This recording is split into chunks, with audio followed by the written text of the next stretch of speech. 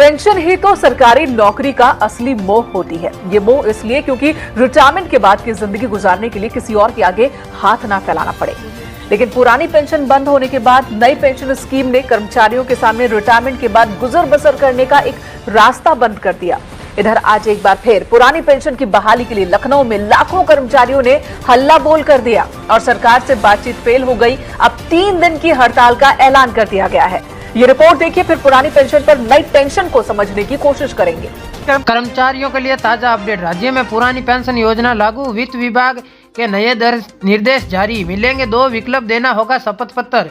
OPS का विकल्प देने वाले शासकीय सेवक 1 अप्रैल 2022 से सीजीपीएफ के सदस्य होंगे तथा सामान्य भविष्य निधि नियमों के संशोधित होंगे।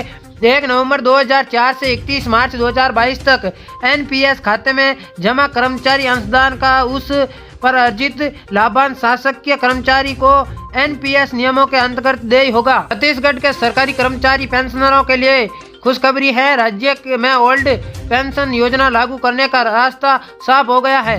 सीएम भूपेश बघेल की अध्यक्षता में हुई कैबिनेट बैठक के वित्त विभाग छत्तीसगढ़ के ओपीएस के आदेश और निर्देश जारी कर दिए।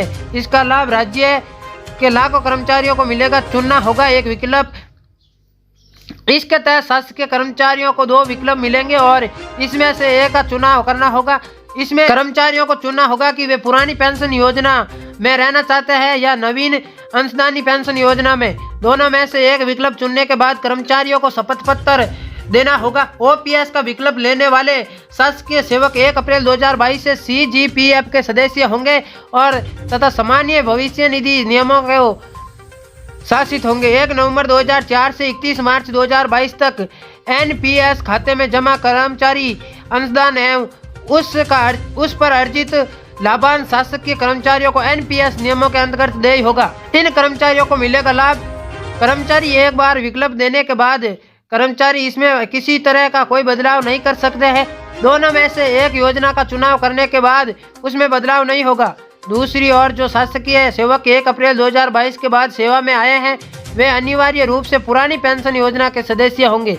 अप्रैल 2022 और उसके पास नियुक्ति होने वाले सभी कर्मचारियों को पुरानी पेंशन योजना का लाभ मिलेगा। संशोधित आदेश। इस संबंध में राज्य सरकार के वित्त विभाग ने संशोधित अधिसूचना जारी की है। इससे पहले 11 मई 2022 को राज्य सरकार ने एक अधिसूचना जारी कर कहा है कि 1 नवंबर 2004 को या उसके बाद नियुक्त समस्त कर्मियों के लिए नवीन अंशदायी पेंशन योजना के स्थान पर पुरानी पेंशन योजना लागू की जा रही है।